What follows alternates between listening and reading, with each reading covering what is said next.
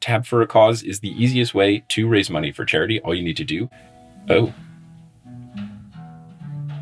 okay. Was that someone playing guitar? There's a man walking through the WeWork I'm using, playing a guitar. You know how that's cool to do in a co-working space? Wow. Anyway, he also looked at me like it was my fault when I gave him a mean look as he walked by.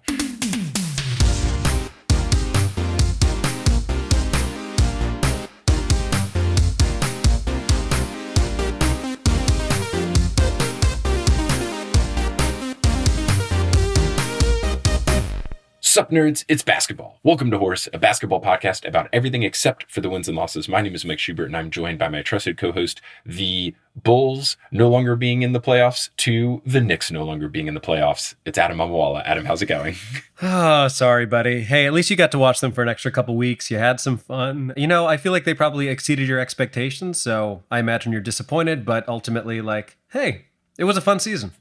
It was a fun season. We got a lot farther than people anticipated us to get. No one expected us to be in the playoffs so securely. No one expected us to necessarily be this far at the beginning of the season. And it was just fun. It was kind of all for gravy sort of thing. And it's just a very fun season. And obviously it could have been more fun, but it's cool to see us actually have like a trajectory for once. And also it's just a really interesting year of Jalen Brunson. When we first signed him, everyone was like, ha ha ha, you paid too much money for Jalen Brunson. And now by the end of the year, it's, oh wow, Jalen Brunson is criminally underpaid. So just a great year for him. Yeah, no, I mean, the Brunson signing obviously worked out well, which is not to say that Donovan Mitchell wouldn't have been great on the Knicks if they had gotten him, but they didn't, and the Knicks got farther and actually knocked him out of the playoffs. So at the end of the day, you know, you got far. I'm sure it would have been cool to see the Knicks get past the Heat. The Heat might be a team of destiny, who can say. But look, either way, good season. You won both bets, so I have to plan and buy you whatever this mandate entails. So you got that to look forward to. You will be wearing a Bull shirt during it because there is still a debt to be paid. But either way, yes. I still think you come out on top. It'll be fun, and I look forward to our mandate. I mandate that the mandate will happen soon, but let's talk about the other things in the sport of basketball. Let's get prepared to talk about this beloved sport of ours. And let's get centered in the Teal Memorial locker room. The Teal Memorial locker room has all your favorite drinks on tap. If you're looking for like Gatorade or Powerade, or Propel is back, which I don't know if you were big into that, but I was real big into Propel. It's back. I was. I actually have a disturbing story involving Propel. May I? Please. Back in college, I used to throw some parties at my house, and let it be known that everyone there was definitely 21. But there were times where people would like go into my bedroom, even though I didn't want them to. And I had a little mini fridge, as one does in college. And I went to play some football the day after a party. I grabbed a Propel bottle from the fridge. And after running around for about half an hour, I went to take a big swig. It was not just Propel. Someone had mixed some vodka or something in there and put it in a Propel bottle, put it in my mini fridge.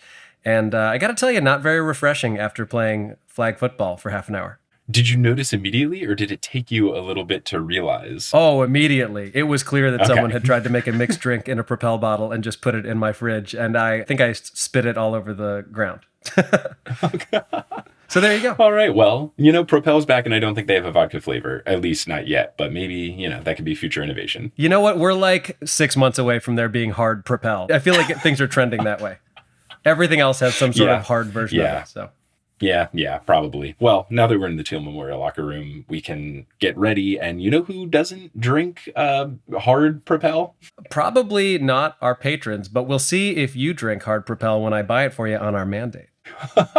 Yes, that is our patrons, especially our newest producer level patron, Rachel Boland. Rachel joins the ranks of our existing producer level patrons, Polly Burge, Kendra Hadley, Salvatore Testa, who I did see last night and who was very excited about how the NBA draft lottery shook out. Trust the process, Siobhan Ellsbury, Don't Go Chasing Taco Falls, Bang, Bang, Roast Beef Debris, Cade the Conqueror, Basketball's Life 2, Denver Steam Nuggets, Anna Reed, Steph Curry for 3 next season. Bang. Hi Trish, Nicole Arsenault, Stubby Boardman Gets Paid, Chase Underulo, Mr. Bubbles Plays Ball, and Rachel Boland now. Now, we are not sponsored by Hard Propel yet, but we do have a sponsor for this episode. Shall I tell you about them? Yeah, please. Our sponsor for this episode is Tab for a Cause. Tab for a Cause is the easiest way to raise money for charity. All you need to do is go to tabforacause.org/horse and install it in your browser. It takes just a couple of clicks. Every time you open a new tab, you will get a picture of a nice, serene background. There might be some ads in the corner, but those ads raise money for charity, and then you can decide which charities get supported by Tab for a Cause. They have a lot of great organizations that they support. I've been using this for years, and as we always do, Adam, let's do a tab monster check. I'm actually higher than normal. I have 5 tabs open right now. They are all for horse, but I do have 5 tabs open. How are you doing? I mean, much higher than that. I only have a few open for horse, which actually makes this even worse because I believe I have 1, 2, 3, 4, 5, 6, 7, 8, 9, 10, 11, 12, 13, 14, 15 tabs, but do I have multiple browsers? Yes, I do. How many does the other one have? Let's see.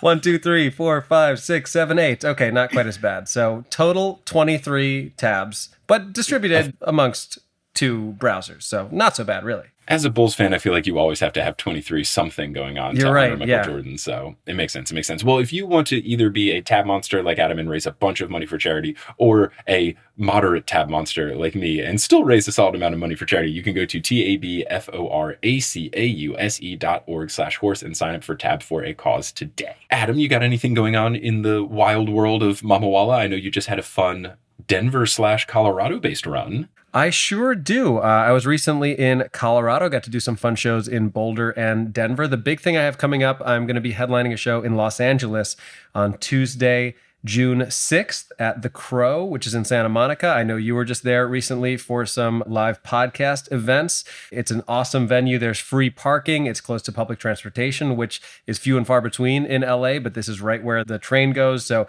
very easy to get to. It's an awesome venue.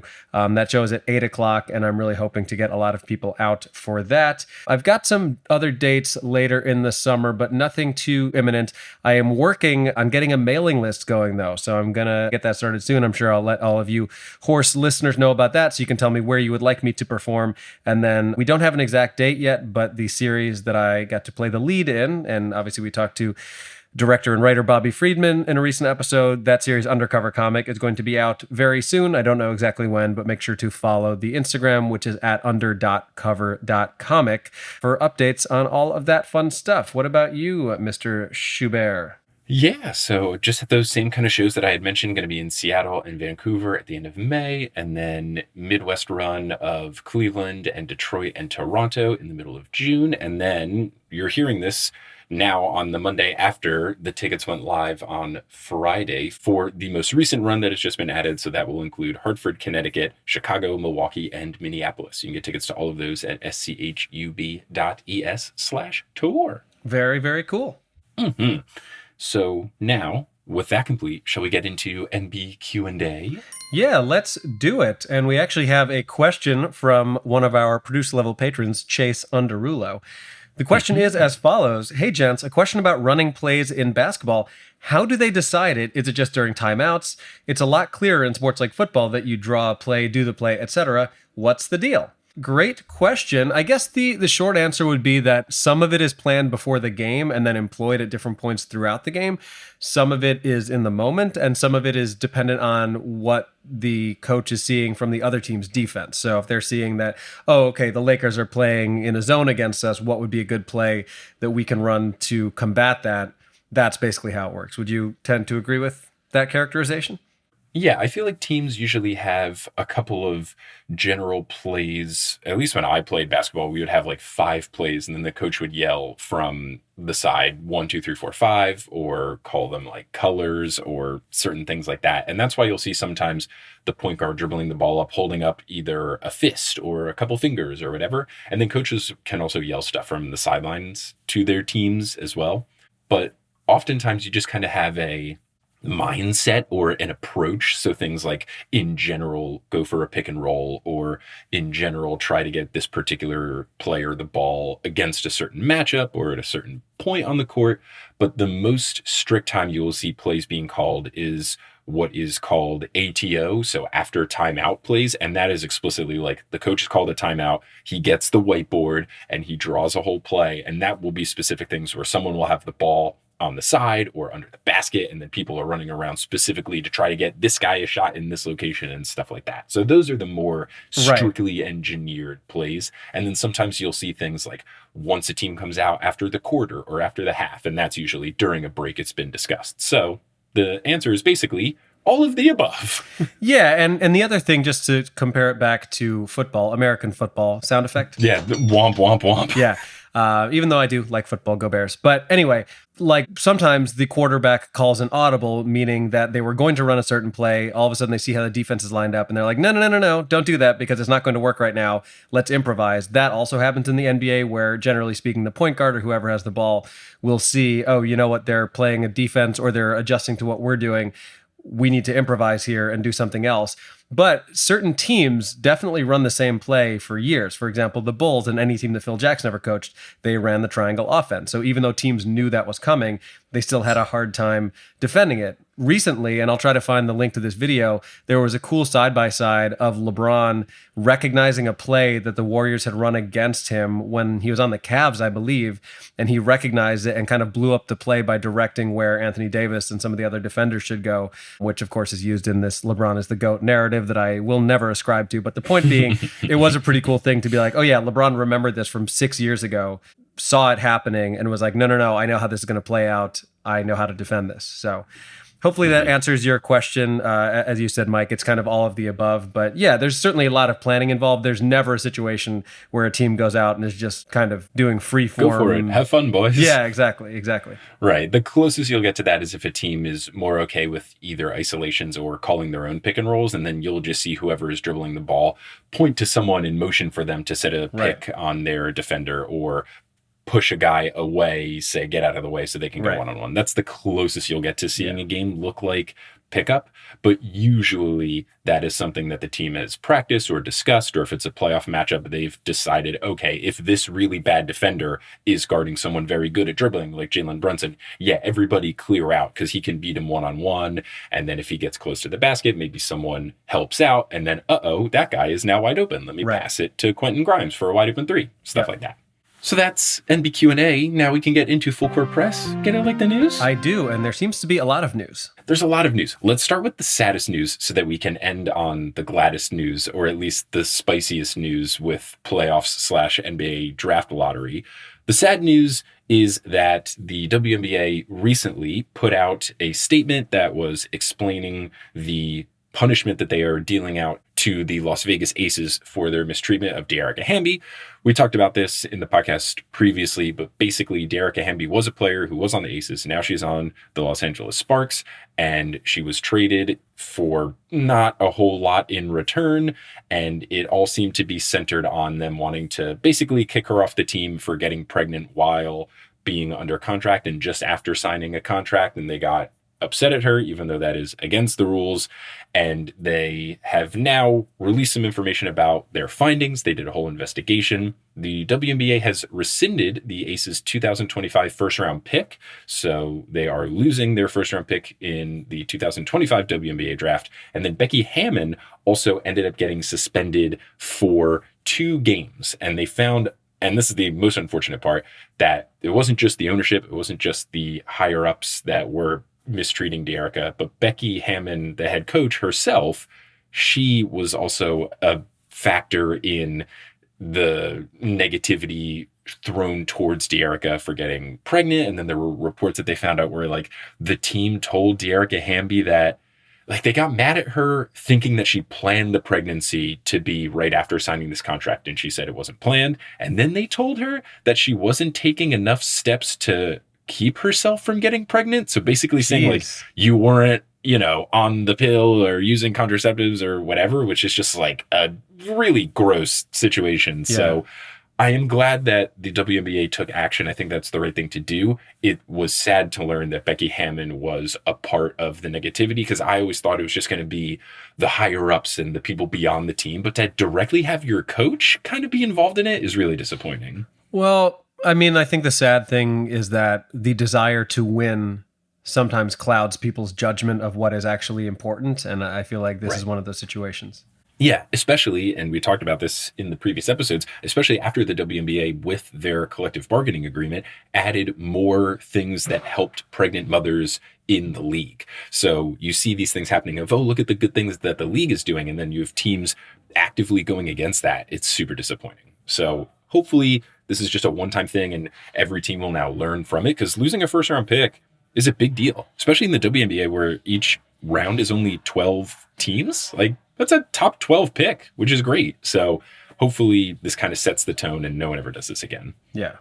So in other sad and unfortunate and I guess sadly somewhat predictable news, we have another Ja Morant situation, which is that after the fiasco of several months ago where Ja Morant was on an Instagram Live waving a gun around and then got suspended for 8 games, spoke with Adam Silver, apologized for what he had done, seemed to own up to it, seemed to acknowledge that he realized how dangerous it was, like both literally and also in terms of jeopardizing his career and being a bad role model and all of that stuff. And lo and behold, in this past week, there was another video of Ja Morant on Instagram Live, who have people just learned to not be on Instagram Live at this point for so many reasons, but especially if you are wielding a firearm. There's another video that has surfaced of Ja Morant with a gun. He is now basically, like, my impression is that he's suspended indefinitely, even though it's the offseason, which is a little bit of a tricky situation. But last night at the draft lottery, they spoke to Adam Silver about it. I believe Malika Andrews was asking him about the situation, and you could just hear the disappointment in his voice. He's like, look, I really thought that when I spoke to Ja, he understood the gravity of the situation and how seriously we took it and how we really didn't have any sort of tolerance for this moving forward. And here we are again. So, I mean, this is at the point where it is very much jeopardizing his career. It could be jeopardizing his own life or other people's lives. And I don't really know what it's going to take for him to understand how bad this is. But it's a really sad situation, especially for somebody who has so many people looking up to him, somebody who's arguably the most or one of the most exciting players in the league right now. He is a very young guy. Young people do silly and stupid things, but at a certain point, that's not an excuse. And I hope it gets cleaned up for everybody involved, but it's not a good look for the league. It's sure as hell not a good look for Ja Morant. And again, I'm not really sure what he's trying to prove here. He clearly needs to surround himself with a better group of friends and supporters who aren't going to encourage him to do things that jeopardize his life and the lives of others. But at this point, it is a little scary to think of like the road this goes down if things continue this way. Yeah, it's just disappointing because when he had his suspension earlier in the season, it was so short and it just felt like he wasn't necessarily getting all the help he really needed if it was a mental health type situation like it was being discussed as. And now it's just kind of like, oh, well, you know, it seems like he didn't take enough steps back then, and it might be the case now since he didn't seem to have learned his lessons. So it's just sad. And I think a lot of people right now are just waiting as they're going to look into same thing as this before, like, where was this filmed? Where did the gun come from? Was it a real gun? All this sort of stuff like that. And then they'll figure it out. But yeah, I think the biggest thing in jeopardy, besides from potentially a suspension, is he going to be signed by Nike still? Is he going to be signed by Powerade still? Like, he might be throwing away all these endorsement dollars in addition to him getting suspended from actual games. And that also, the All-NBA awards came out recently. He probably would have made All-NBA if he didn't get suspended for the 8 games that he did. Right. And the way contract incentives work in the NBA, he lost out on like $40 million. Like, it's really tough stuff. And if it is mental health related, hopefully he gets the help he needs. If it's substance related, because there were all these talks and videos of him also just like straight chugging tequila. So it's just a lot of things of, if he needs some help, I hope he gets some help, because this is just a weird situation. Why would you keep jeopardizing your playing career and your endorsement career repeatedly? Right. So sad stuff aside, let's get into some of the happier and spicier things. First, let's talk about the NBA draft lottery, which, if you are a San Antonio Spurs fan, rejoice, you're getting Wemby. Yeah, shout out Ginger Spurs boy. Mm-hmm. You are getting Victor Wembanyama, most likely. It would be wild if you didn't, but wow, what a turn of events. Did you watch the lottery live? I happened to be in an airplane the second that the TV broadcast element started, so I did not get to watch it. We literally took off at 8 Eastern. Oh, man. I did get to watch it live, and It was pretty spicy. As soon as the Pistons got the 5th pick and you knew that they weren't one of the top 4, then you were really wondering, like, all right, where's this number 1 pick going to go to? And I think it might be the biggest celebration I've seen from a GM or a representative of a team when they find out that their team got number 1. It was a little bro-y. It was a real like, let's go. But I get it. I mean, Wembanyama is expected to be a generational talent. Will that be the case? No one knows right now, but I would say that even more so than Zion Williamson, I can't think of anyone who is a for sure number 1 pick who has had more hype around him, arguably since LeBron. Mm-hmm. Right? Yep, that would be my guess. I mean, Anthony Davis was a pretty big one too, but it doesn't happen very often. And Victor Wembanyama, if you haven't watched videos of this guy play, it's just absurd. He's 7'5". He's 7'5". And he has the skills of a guard. It's bizarre. It's like, picture how ridiculous Kevin Durant's game is, given how tall he is, and then add 6 inches. Yeah. It's truly, and people have said this about a lot of players before, but I don't think it's true until Victor Wembanyama. It looks like someone that when you were 8 years old and you have a basketball video game, you go, haha, what if I made all the sliders all the way up? Right. Like, it looks like that. Yep. It's absurd. Also, did you see the video that the NBA posted of Victor Wembanyama watching the draft lottery with his friends and family? It's weird because it looks like a video when people get picked by the team, right? Because he's such the consensus number 1 pick. He's really happy to be on the Spurs because for the most part, they're an organization with a storied history and they have a great coach and they have great mentors for him, especially his big men. And a great history of having international players. Exactly. So it's a pretty good situation for him to be in. And he gets so happy and is fist pumping and his family's really happy. It's just so funny that it's basically a foregone conclusion that he's the number 1 pick, that he's celebrating as if it's the draft. Like, what's going to happen at the draft? Is he just going to like give a thumbs up? Like, he's already done his celebrating. I mean, for God's sake, ESPN sent Brian Windhorst to his home in Paris. I don't even know if he was invited. He might have just shown up there with the camera crew. Brian Windhorst has the most interesting career. And for anyone who doesn't know, he always just follows around like a guy. Yeah, that's basically it. It was LeBron for a long time. It's very strange. He made his career of basically being like, I'm just going to document LeBron. And you know what? It did work for him, which shout out to Windhorst. Well, and then he became a meme last offseason when he saw the writing on the wall with what the Jazz were doing. But why would they do that? Why would they And he was a joke for a while, but like the dude is a good reporter. I think he's a bad basketball analyst when he tries to talk about like the theory of the game. He doesn't really know what he's talking about, but like he finds scoops and he picks up on things. And I guess he's got the dedication to fly to wherever the heck France. And then because of times, Scoops, not to be confused with Scoot, who will be the 2nd pick. And then he has the dedication to fly to France. And I mean, time zone differences, it would have been like early in the wee hours of the morning. So props to Brian. Let me tell you something, Michael. If ESPN offered to fly me to Paris first class, I would not feel slighted by that. That's true. Okay, so we do have to talk about the other teams that didn't make it, because I do believe some of them tempted the fates with the basketball gods, most notably the Houston Rockets. How do you sad shout out Chris Chan, our beloved friend and Houston Rockets fan? Oh, Chris Chan, the Chanimal. What can I say that you haven't already thought to yourself as you flipped tables over last night? Look, the Rockets have hired Ime Udoka as their head coach. Ime Udoka, who you may remember from having been the Celtics head coach last year, who got them to the NBA Finals, which, look, he's a great coach. And then a whole lot of ugly stuff came out about his conduct that went beyond him having an affair, but also having very improper conduct with a subordinate of his within the Celtics organization. But you know what? The Rockets said, we don't care. We just care about winning. So come on board. Maybe we'll sign Miles Bridges too, and you can coach him. It's all going to be great. So it's a not so great situation. And then they kind of double down by sending him as the representative to be at the draft lottery. And I tell you what, karma is a bitch. And the Rockets got the 4th pick, which I'm sure they'll still get a good player, maybe even one of the identical twins who are going to be drafted in the top 5 to top 10.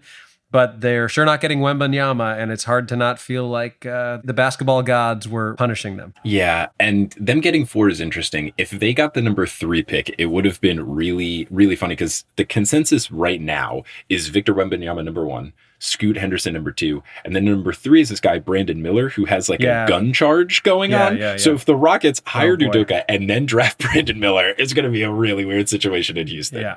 But unfortunately, our friends who are Rockets fans are very sad right now, as are a lot of the other teams. But I don't know. I think if you're looking at basketball God, fate related reasons, the Pistons are never going to get it because they've had draft lottery success recently. Can't have that. The Hornets, I thought, were a pretty top contender for it just because I think they tried to be good this year. They were just bad, and then the whole Miles Bridges thing blew up in their situation. Now, if he'd gone to Portland, that would have been real interesting. That would have been very interesting. I'm happy that he didn't, just because the Blazers effectively just gave up on the last month of the season. So I think that is another tempting the basketball gods, tempting fate situation. So one thing that's disappointing is that in terms of tempting the basketball gods, we talked about this a little bit before, but the Dallas Mavericks intentionally didn't try at the end of the season because they knew that if their pick was not in the top 10, they would have to give it to the Knicks. But it was exactly number 10, which is clearly directly tied to the fact that they didn't even try at the end of the year when they had a chance to get into the play-in game. They were ultimately penalized for that, but not so much so that they had any real repercussions. So I imagine as a Knicks fan, that's pretty frustrating. Yeah, by losing on purpose at the end of the season, we went from a situation where the Knicks had an 80% chance of getting their pick and they had a 20% chance of losing it to a flip where they had an 80% chance of keeping it and a 20% chance of losing it. We were hoping that by losing on purpose to try and keep this pick, that the basketball gods would smite them and they would do all this stuff, make Luka Doncic very upset, lose $750,000, and then also give the pick to us. But that did not happen. That is fine. We should get the pick next year. It just won't be as good probably because you would think that the Mavericks will be better this year, but we will just have to see. But that would have been, it would have been so funny. It would have been so funny.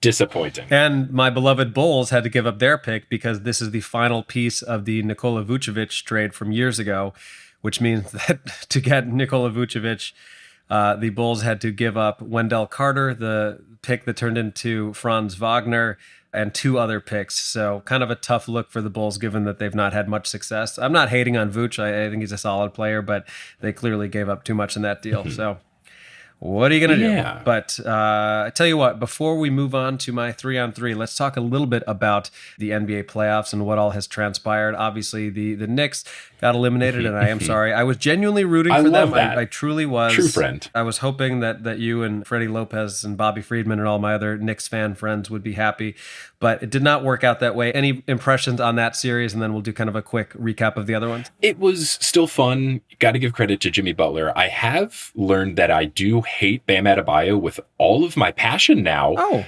Well, he sets these illegal screens, which is a term for when you set a screen, but you are moving still. He injured like 4 out of our 5 starters over the course of the series. It was really disappointing. So that was very sad. Our mutual friend Josh Pacifico and I were sending lots of angry text messages about that situation. But I think the coolest thing was the Quentin Grimes play, which we'll put a link to. But Quentin Grimes, who this was his first playoffs with the Knicks. He's only a second-year guy, and he did go to Kelly's high school, which I will always bring up. He was defending Jimmy Butler, the best player on the Heat. He got screened by Bam Adebayo, hurt his knee/leg on the play, kind of hobbles over to resume guarding Jimmy Butler in a crucial possession towards the end of the game, gets the steal from Jimmy Butler, and then the Knicks went on to win the game. It's just a career-defining play, and it's one of those things where no matter what he does the rest of his career, Knicks fans are going to love Quentin Grimes forever as, oh, do you remember the Game 5 steal against Jimmy Butler? Like, it's going to be a thing forever and always, which is super cool, and that is something that I'm just going to take away. He's already one of my favorite players on the Knicks, so for that moment to happen for him is really, really cool. Yeah, I mean, I think the TLDR of the Knicks series is Jalen Brunson is that dude, and Julius Randle is not. Yeah, it's unfortunate that he's kind of established that he's very good in the regular season and not the best in the playoffs. I'm still very appreciative for what Julius has done for this new era of the Knicks, but it does seem like we might want to move on from him. And damn, is his kid cute. Oh, I do love that. That was something that he got a lot of hate for by Kenyon Martin and some other really misogynistic ridiculous dudes on Misogyny, the podcast, where it was just like 6 guys all being the worst humans, where... I know it's not, but I feel like that could actually be the name of that podcast. Yeah, it truly could be. But there was just these guys berating him for, after a win this game, the first thing Julius Randle did was run over to his wife and kid and kiss them and hug them and celebrate with them. and Kenyon Martin was trying to hate on him. Like, this shows that he's a bad teammate. I'm sorry. It shows that he's a great person. Like, I was all about it. Yeah. If anything, Julius Randle over these past couple of years has proved he's a great father and a great husband. And I think that is so cool. There are plenty of reasons to criticize Julius Randle. That is not one of them. That was all of what the Knicks are saying. Basically, all the Knicks fans in the comments were like, there's many criticisms we could throw at Mr. Randle. These are not the things to do. I'm glad that universally that was kind of trashed and not a lot of people were agreeing with it. For sure. So the Knicks fell to the Heat, who are kind of seeming like a team of destiny at this point. I mean, I've talked about it a couple times in recent podcasts, but like they were 2 minutes away from getting knocked out by the Bulls in the play-in game. And then they went on, they beat Milwaukee pretty handily. They've beaten the Knicks now, and they are facing off against the Boston Celtics, who had an interesting series where they actually went down 3-2. The 76ers beat them on their home court in Game 5. Then the Celtics won in Philly in a Game 6 in which Jason Tatum single-handedly outscored the 76ers in the fourth quarter. They came back to Boston, pretty close first half, and then the Celtics really ran away with it in the second half. So now it's Boston versus Miami. That starts tonight as we record this. And then on the other side, in the Western Conference, the Lakers got past the Golden State Warriors, and the Denver Nuggets beat the Phoenix Suns in kind of a similar manner to the way the Suns got knocked out last year, which is just getting completely embarrassed at home. That has now caused a few ripple effects. Doc Rivers is out as coach of the 76ers. Monty Williams is out as coach of the Phoenix Suns. And now we have ourselves a Nuggets-Lakers Western Conference final. The Nuggets are up 1-0 right now. It got a little close last night. They were up by a lot. The Lakers came back. Actually had a chance to tie the game on a fairly ill-advised LeBron James 3 when he should have probably just found Austin Reeves or driven or whatever. But all that to say, we have the final four teams. I don't know if you have any rooting interest at this point, if it's just like you want to see the best matchup. Really, you could make the case for any of these matchups being pretty interesting. Yeah, it's funny because this is a rematch of the conference finals from the bubble. It was Lakers Nuggets and Heat Celtics, so that's really fun. I would love to see the Nuggets win. I think Jokic is really fun. I don't know the last time Denver has won, / if they've ever won the NBA championship. So they've never even been to the finals. That would be super cool for them. And it would be funny in the 1 year of the past 3 that Jokic did not win the MVP. If he wins the title, that would be very funny.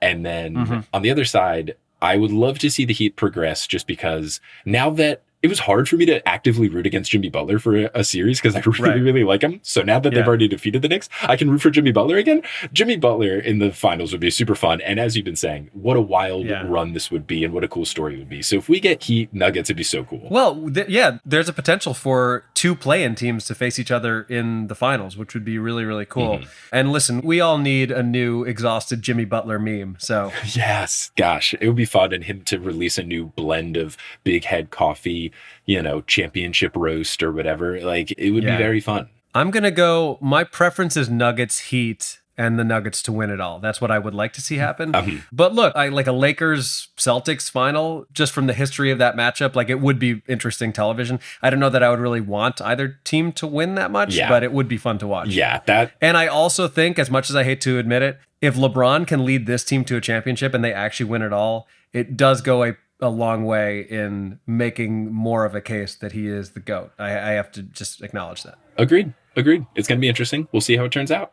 That concludes Full Court Press. You're going to hear some advertisements really quickly, and once those advertisements are complete, we'll get into Adam's 3-on-3. 1, 2, 3. 3, 2, 1. 3-on-3. So, Mike, I don't know if you saw the video this week, but Dwight Howard posted a video calling out a bunch of NBA players who have been knocked out of the playoffs to come and join him in Taiwan, where he has been playing this season after no NBA team signed him. Howard specifically calls out the following players: Ben Simmons, Klay Thompson, DeAndre Ayton, Chris Paul, Kevin Durant, and James Harden. Now, the video is obviously made tongue-in-cheek, and we'll post a link to it, but it got me thinking about other players like Howard who have continued their basketball careers overseas after their time in the NBA drew to a close. So with that in mind, I proudly present the 3 best and worst post-NBA international careers. Let's start with the worst and with the best. The 3rd worst international career goes to Hall of Fame player and Hall of Shame Twitter user Magic Johnson, who briefly played in Scandinavia in 1999. Yeah, wow. I did not know that either. Yeah. Now, I had no idea that this had even happened, but evidently Magic bought and subsequently joined a Swedish team called M7 Boris. now known as Boris Basket. And I have no idea if I'm pronouncing this correctly because the A in Boris has a little tiny baby circle over it, almost like the degrees sign. Yeah. I don't know what that means. You've been there more recently than I have. Do you have any guesses? I don't know. I never learned how to particularly pronounce that. I do know that there are things where you can have the O with a line through it. And I think Norway and Denmark pronounce it differently. So I'm very confused. Who knows? Anyway, Magic bought the team and played 5 games, but after the season, the franchise went bankrupt. Magic then briefly joined a Danish team called, I'm going to give you one guess, Mike. What was this Danish team called? Think dogs. Dogs. The Great Danes. They were called the Great Danes. Okay. Now, I couldn't find his exact numbers other than the fact that he scored 30 points in one of the games for the Swedish team, but I have Magic at number 3 on this list due to the failed business venture and also how obscure the teams were that he played on.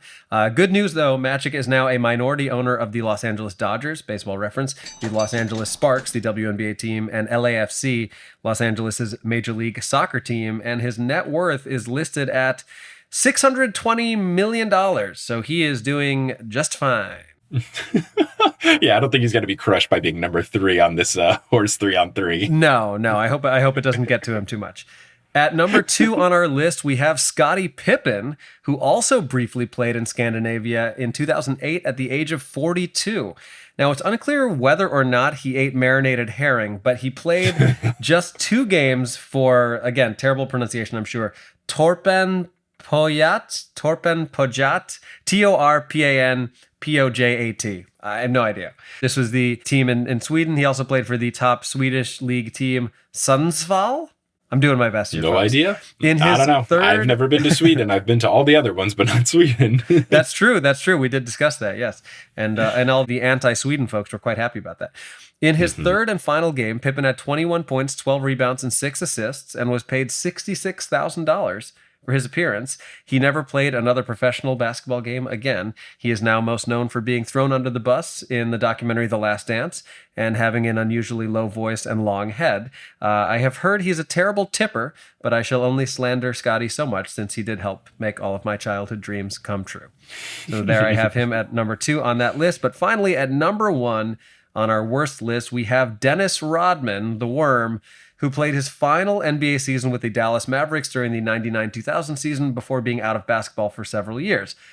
Get ready for this. Rodman then briefly played in Mexico in 2004 with a team called Fuerza Regia, then a team called the Tijuana Dragons, and I'm sure Rodman didn't get into any trouble at all in Tijuana.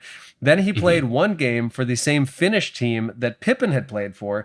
Then he played 3 games in England with a British team called the Brighton Bears. Then he played 2 exhibition games in the Philippines, and then in 2013, Dennis Rodman played an exhibition game in North Korea because he is friends with North Korean dictator Kim Jong-un. The entire thing was a public relations disaster that we actually did a whole That Actually Happened on in episode 71 of Horse, and we will definitely share a link to that episode. So that's my 3 worst. Let's move on to the happier stories. Now, Dwight Howard, who is putting up some pretty impressive numbers in Taiwan, didn't even crack the top 3, so that should give you some sense of the competition here. The other thing that I did learn about the Dwight Howard situation, Yes. There's 6 teams in his league that he's in. 5 of them make the playoffs. He did not make the playoffs. That's hilarious. He did put up good numbers there. Yeah. So Dwight Howard did get into the top 5, so be on the lookout for the expanded 5-on-5 on our Patreon.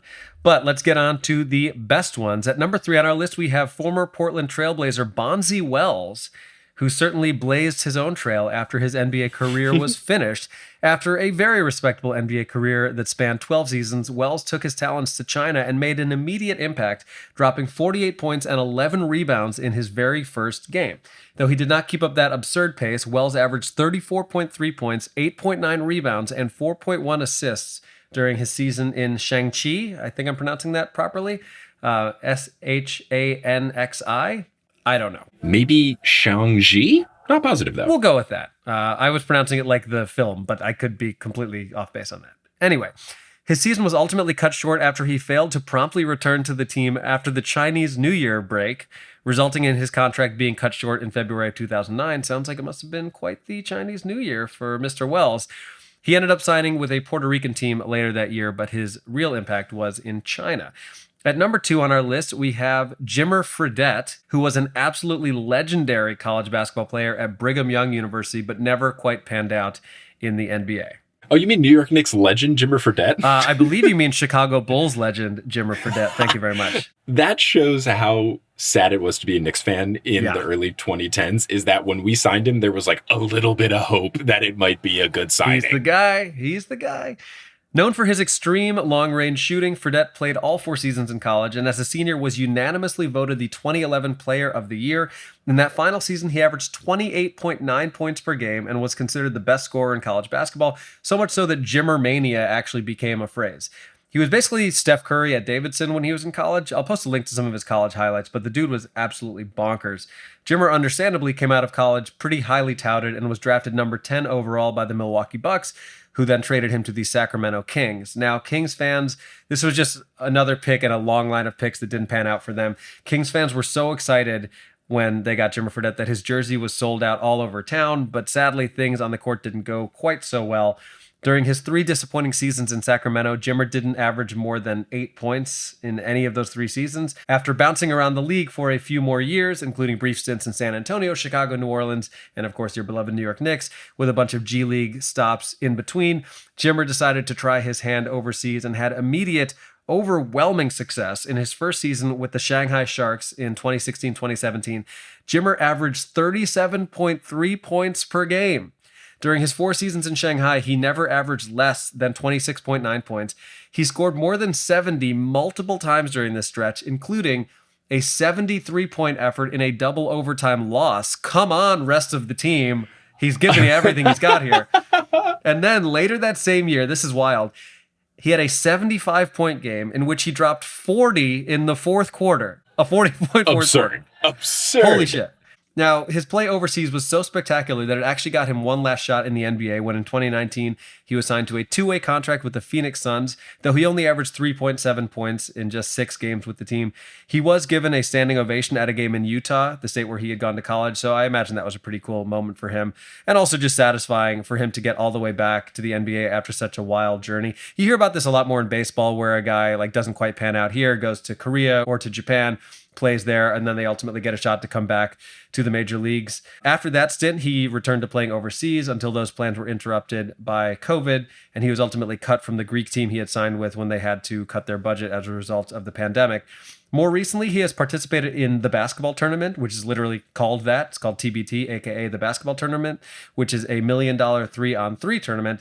And they have actually added 3-on-3 to the Olympics.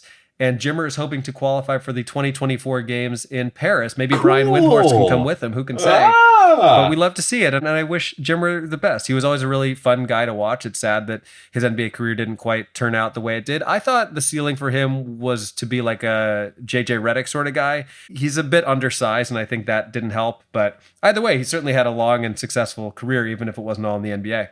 Yeah, glad it worked out for him in a different way, and he definitely had his success, just maybe not what he had panned out, but hey, got paid a bunch of money to ball out. Could be worse. Could be a lot worse. Finally, on this list, we have the man, the myth, the legend, the provider of incredibly cheap sneakers sold exclusively at Steve & Barry's, Stephon Marbury. After a successful career in the NBA, primarily with the Phoenix Suns and the New Jersey Nets, Marbury moved on to China, where he would play from 2009 to 2018, mostly for the Beijing Ducks. And while his overall statistics aren't as eye-catching as Jimmer Fredette's, he earns the number 1 place on this list for his longevity, his impact on the game in China, and the degree to which he has embraced the country and the country has embraced him. After his 2012 championship, a statue of Marbury was erected outside of the team's arena. Marbury credited his success to the Chinese culture, which he described as one filled with love, compassion, and care. I guess it kind of depends on your perspective, but either way, nice to hear. Marbury played his final games overseas in 2018, dropping 20 points in his last professional contest, and he has since gone on to coach the Beijing Royal Fighters starting in 2019. And I found this to be an interesting tidbit that I had not been aware of. On March 8th, 2020, Marbury personally warned NBA Commissioner Adam Silver to shut the league down after seeing what it had done to people in China. Said Marbury, quote, "The game won't be fun if people die," end quote. And he asked Silver to be the one to make the hard, easy decision. 3 days later, the NBA season was shut down, and I still believe that that decision was one of the most important ones that indicated to the rest of society here in America how serious the pandemic really was. We may never know exactly how many lives were saved because of that decision in that moment, but I think it's reasonable to assume that Marbury's feedback probably helped shape that important decision. And I think that's a pretty interesting piece of information. So that is where Stephon Marbury lands on our list. He gets the number 1 spot. And I'll expand that into a 5-on-5 that'll be up on the Patreon pretty soon. But there you have it. That is my best and worst 3. I love it. And if you want to learn more about Stephon Marbury's career in China, you can listen to the episode of Horse where we talk about how they wrote a play about his life and performed it. Yeah, it's wild. There's YouTube videos and everything. There is a Stephon Marbury play that existed, and I think he starred in as well. Maybe. That is amazing. Amazing indeed. So for my That Actually Happened, it's something that I had thought about very recently, and then the timing worked out perfectly. We haven't really discussed it in detail, but the behind the scenes element of the NBA draft lottery is truly bonkers. So I would just like to give a peek behind the curtain of the NBA draft lottery as that actually happened, because it's more than just ping pong balls. It's super strange. Let's hear it. So a lot of the information that I gathered was from 2 articles that Zach Lowe has written for ESPN. One when he went during the 2021 draft lottery, which was COVID interesting. And then the 2022 draft lottery. Zach Lowe's all about the draft lottery, which I find lovely just because he's this very serious basketball writer, but he also is okay with having a fun time. And he loves the draft lottery because it's truly bizarre. It's wild and it's weird. And the fact that we televise something that doesn't need to be televised at all is strange. Like, it's such a weird thing that has become this weird spectacle where while the best teams are in the playoffs, we are celebrating the worst teams at the same time. Right. It's just so strange all around. So for the draft lottery itself, it's usually held in some sort of fancy hotel, and they have ballrooms and all this sort of thing. And before things begin, all of the different representatives mingle and talk and stuff like that. And so teams send representatives. There are people that like officially represent the teams. And then there's also people that are there for like the TV production element, where teams send like a representative to be there when they open the envelopes and all sorts of things like that. So what they do is they have people that they send into a secret drawing room where the actual lottery happens. And the actual lottery takes place an hour before the televised event. So people know what's going on long before they actually announce it. And the people who know have to be completely silent, and all of their devices are taken away. So they'll have like media people that can report on it after the fact. But for about 90 minutes, they just can't say anything to anyone. And they just have this information that they're sitting on. And then they have to watch this TV production, which I'm sure takes a very long time before they actually get into it. Like, it's probably one of those things where, you know, it could have been an email, but it's a 30-minute to an hour ESPN television program, right? Like, how long did it run when you watched it? It ran for half an hour, which at least isn't like egregious, but it's also more than is necessary because the actual reading of the picks took about 3 minutes. Yeah. So it's a bizarre situation that we turn into this spectacle for whatever reason. So the other thing is that they have like, I don't know exactly what these people do, but Ernst & Young, let me just Google them real quick. Ernst & Young kind of oversees it. I think they're like a security type film. Oh, that's EY. Yeah, Ernst & Young is like one of the big 4. It's like Ernst & Young and PricewaterhouseCooper, and it's basically it's the same people that they come out with like a briefcase at the Oscars, and they're like, here are some nerds from this firm that know who won. They do all of the accounting. I didn't know that EY with that little yellow stripe logo. I thought it was just always some company called A. Hey. Yeah. That's them. So they kind of oversee the security aspect of it, and they will have representatives from them in the room where they make it happen. For one of the lotteries that Zach Lowe is at, the room where it happens? The room where it happens? The room where it happens. The room where it happens. The room where it happens. The room where it happens. The room where it happens. According to Zach Lowe, one of the years they have 40 NBA staff members there as well. And each attendee, when they go in, gets stopped at a security desk where they take away your phone and make sure that you're not going to be reporting stuff early, or I guess doing anything to tamper with the actual lottery themselves. Frozen envelope? So Right. So they bring folks in and they go into this sequestered room and then they do the actual drawing. And this actual drawing takes about 5 minutes. And they have an NBA employee with a vacuum that vacuums up 4 numbered ping pong balls one by one at precise 10-second intervals from like one of those old school lottery spinning ball machines. Yeah, like how they used to do like the draft for the Civil War. Oh my gosh. So they do this, and there's actually a timekeeper who stands with his back to the machine and is holding a stopwatch and then makes sure that this person sucks up a ball every 10 seconds. So if you're a statistician out there, you might know this, but there are 14 ping pong balls and they get 4 of them to make a 4-number combination. And that allows for 1001 possible iterations of the balls. And then you'll see things where each of the teams has very specific, the Bulls had 2.8%, or the top team has 14.2%, all that sort of stuff. That corresponds to basically individual combinations. And then the teams will know what their combinations are. So if you're one of the top teams, you have like 140 something chances. And then if you're one of the lower teams, you'll have like 20 or something like that. And that's how you get these different percentages. So because of that, certain teams will know, depending on what balls show up, if they are going up or down. So the top 3 teams, I think the ball represents like whatever team slot you are in for the most part. So like if a low number comes up, you know that it's probably going to be one of the more normal options. Like I think a straight up no one moves draft would be 1, 2, 3, 4 would be the combination. So if a high number ever comes up, it's really spicy and enticing because it could mean a big jump. So it just becomes this like thing that is boring, but because the stakes are so high, it becomes wildly fascinating if you're in the room. So there's 1,001 possible combinations.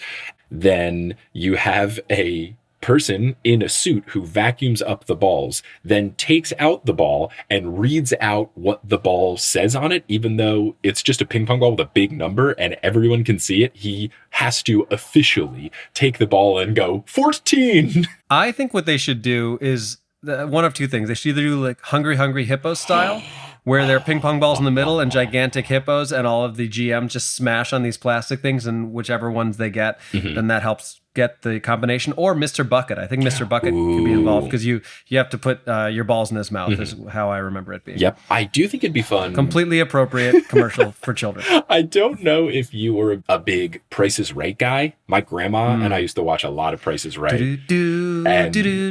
think it would be. Or is that Family Feud? I think that might be Family Feud, but I do love Family Feud as well. But Price is Right is, the Price is Right is, I always said if I was a professional baseball player, it would be my walk-up music. How does it go? Oh no, I usually know this so well. Price is Right theme. I got to just hear it in the headphones so I can make sure I do it. Oh, of course, an advertisement. Come on. This is important. This is research for my basketball podcast. I got to watch this video. I don't need to learn about Advil. Come on, let me skip you. How the ba-ba-ba-da, ba-ba-ba-da. That would be the Price is Right.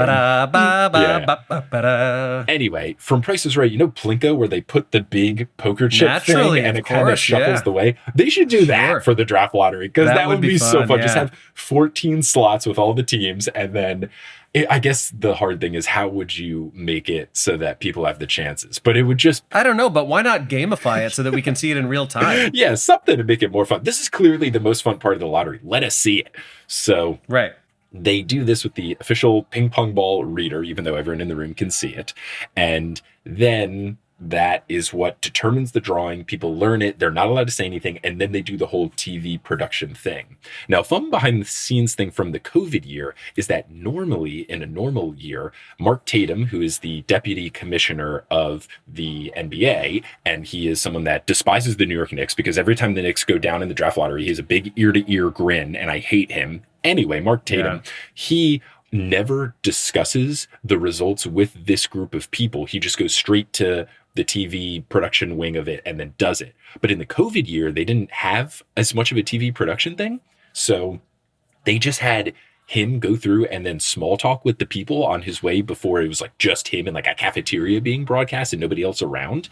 And Zach Lowe said he was chatting with him and in his reporting was like, oh, I had to remember to like not make any small talk because he doesn't know the results. So Zach Lowe said he had to stop himself from being like, oh, poor Knicks, am I right? And then he was like, oh, I can't say this. Wow. Like Mark Tatum doesn't know. He's kept separate. Yeah. So that was just like an interesting tidbit. Something that Zach Lowe did report of the Knicks is that while talking to Mark Tatum was telling Zach Lowe that, I'll just give the quote that Zach Lowe said, quote, Tatum recalled Patrick Ewing, New York's representative on the dais last season, standing right behind him at an angle from which he could spot the contents of the number 3 envelope before Tatum. As Tatum ripped over the envelope, he heard Ewing groan, knowing the Knicks had barely missed out on John Morant and Zion Williamson. Ha ha ha, what an interesting sentence that might not have aged super well.